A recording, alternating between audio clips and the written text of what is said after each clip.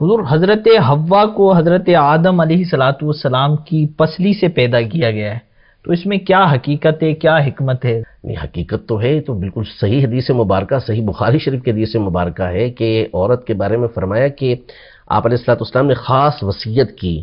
عورتوں کے ساتھ بھلائی کی وصیت کی کہ ان کے ساتھ اچھا سلوک کرو، اور پھر یہ ارشاد فرمایا کہ وہ من دلعن، وہ پسلی سے پیدا کی گئی ہے، اور پسلی کا سب سے جو اوپر والا حصہ ہوتا ہے وہ ٹیڑھا ہوتا ہے، ٹیڑھا ہوتا ہے، اور اوپر والے جو سب سے ٹیڑھا حصہ وہ اوپر والا حصہ ہوتا ہے، تو اس کا مطلب ہے کہ اوپر والے حصے سے پسلی کے وہ پیدا کی گئی ہے۔ تو یہ تو صحیح حدیث مبارکہ موجود ہے کہ جس میں اس بات کا تذکرہ ہے کہ آپ رضی اللہ تعالی عنہا حضرت آدم علیہ السلام کی پسلی سے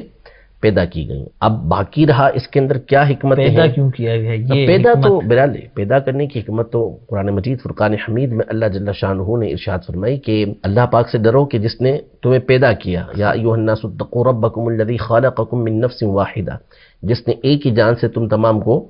پیدا کیا، پھر اس کے بعد اسی سے اس کی زوجہ کو بنایا، صحیح۔ پھر اس کے بعد اس سے کئی مردوں عورتوں کو پھیلا دیا، تو نسل انسانی کو آگے بڑھانے کے لیے، اور پھر دوسرا جو میاں بیوی ہیں وہ آپس میں جو ان کا ایک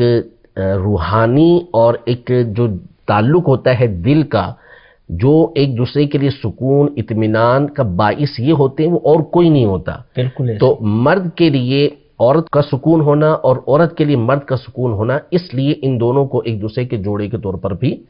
پیدا کیا گیا ہے۔ تو حکمتیں تو بے شمار ہیں کہ عورت کو کیوں یہ پیدا کیا گیا، باقی ٹیڑھی پسلی سے پیدا کرنا یہ اللہ تبارک و تعالیٰ بہتر جانتا ہے کہ اس کی حکمت کیا ہے، لیکن یہ کہ وہ